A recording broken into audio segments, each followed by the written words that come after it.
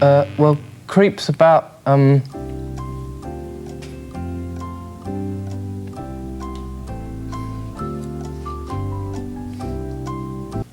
No, it's gone.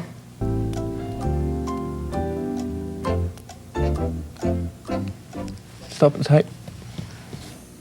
Oh, okay, now I get it. Oh, okay. Radiohead's Creep, a song that became synonymous with heartbreak, alienation, and that outsider feeling, wasn't always the anthem we know today.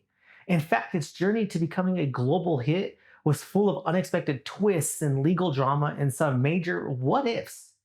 Let's dive into this history of this track.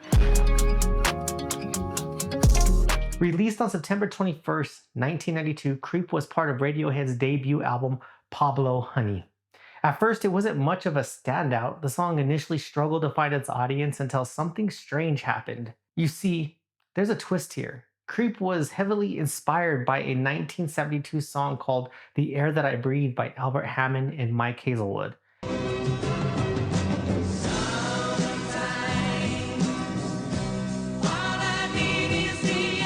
In fact, Radiohead ended up in hot water over this, when the publishers of The Air That I Breathe sued the band for similarities in the chord progressions and melody. As a result, Hammond and Hazelwood were officially credited as co-writers of Creep, and yes, they did receive a share of those royalties. But here's something interesting. Creep was never even supposed to be recorded. While Radiohead was in the studio working on other tracks, producers Sean Slade and Paul Q. Coldery convinced the band to give the song a shot. The band didn't think much of it and at the time, but Slade and Coldery saw some huge potential. Initially, the track went nowhere. It didn't get much attention in the UK or the United States, but in a twist of fate, the song caught fire in Israel, and soon alternative radio stations around the world were picking it up. The song was re-released in 1993, and that was when it became an international hit that we know and love today. During the Pablo Honey recording sessions, Radiohead would often jam on Creep between rehearsals for other tracks like Inside My Head and Lurgy.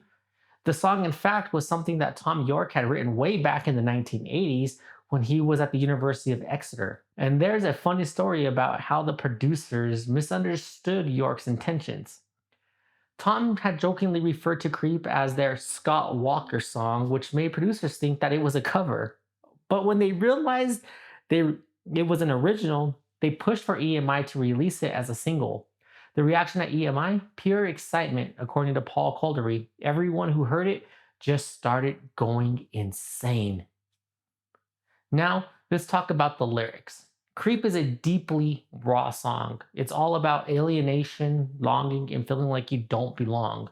York later admitted that the lyrics were inspired by a real person, a woman he followed around for a few days. According to some reports, she frequented a more upscale area in Oxford while York felt more at home in the Bohemian Jericho district. Tom wasn't exactly thrilled with the lyrics. He called them pretty crap and felt conflicted about being a man in the 90s caught between asserting his masculinity and rejecting the traditional rock star persona. But for many listeners, the song resonated precisely because of that vulnerability. It comes in huge when you listen to music. Radiohead even recorded a censored version of Creep for radio play, swapping out the explicit "so fucking special" for "so very special." They were worried about selling out, but in the end, they decided it was okay after all their other idols, Sonic Youth, had done the same exact thing. The music video for Creep was filmed at the venue in Oxford where the band played a short free concert. They even donated the proceeds from the show to a local magazine that had covered their early work.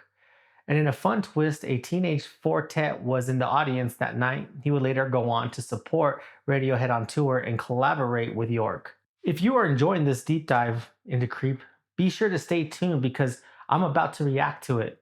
But not by Radiohead, but by Pal from the rock band The Warning. So get ready, get set, and let's go. Alright guys, I'm excited for this. This is a video I've been wanting to do for so long. So we're going to check out Pal's cover of Creep.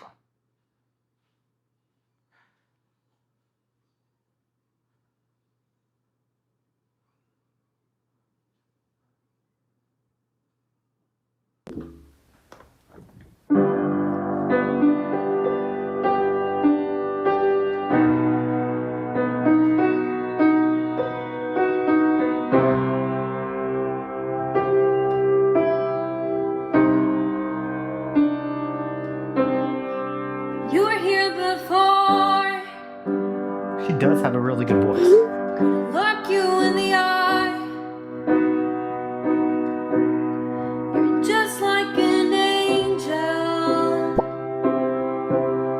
Your skin makes me cry. You float like a feather in a beautiful world. Nice. I wish I was special. You're so very special. She did the edited version, I could tell. But I'm a creep. I'm a weirdo. What the hell am I doing here? I don't belong here. I don't care if it hurts. Very nice voice. I wanna have control. I want a perfect body. I want a perfect soul. I want you to notice when I'm not around. I mean, she's really good on the piano, especially she's a drummer.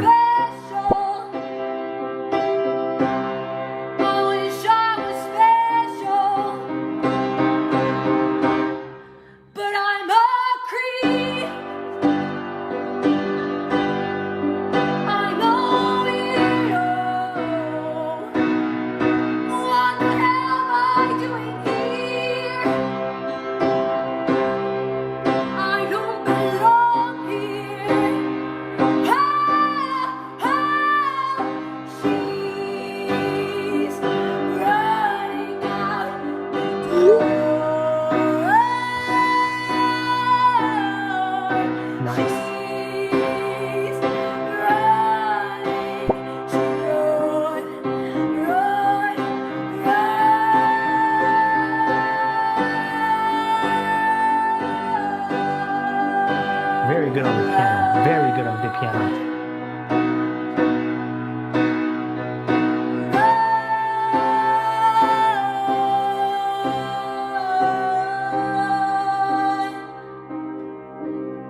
Whatever makes you happy, whatever you want.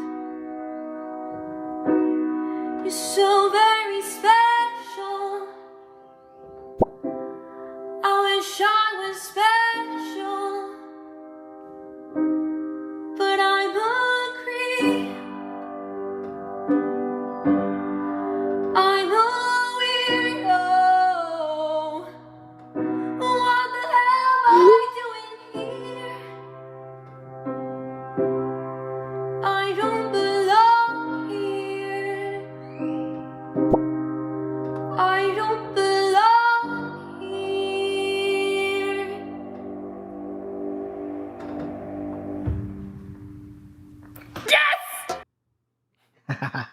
As you should. As you should. Yes! Yes! At the end, so is it all. Now, I am not a very big fan of piano, just the straight piano. I love the piano, but this actually was a pleasant surprise. It's not what I expected. I was expecting more of like a rock feel than I did a actual, like just a sit down. I thought she was gonna go a little harder on it, but it's a pleasant surprise. Sometimes you don't know what you want from something until you actually get it. And this was very good. Now, in most cases, I would probably try to compare it to the original because the original was such a classic, or I actually did Creep by Prince about a year ago. And, I decided, to follow up with this one, but I actually really liked it. I'm glad that Paulina got a chance to actually showcase her vocal skills, which you rarely get because the older sister is such an amazing rock singer. So to actually hear her sit in front of a piano and sing it and showcase those skills is something I actually really enjoyed. Now, is this something that I would buy on iTunes or something that I would come back to and listen to all the time? Probably not. Just to be honest with you guys, it's not something that I would actually go out of my way and buy. But to actually hear Paulina show her skills as a singer was very nice. And the fact that she was ecstatic by it, her performance, is actually really good. But again, something I would buy?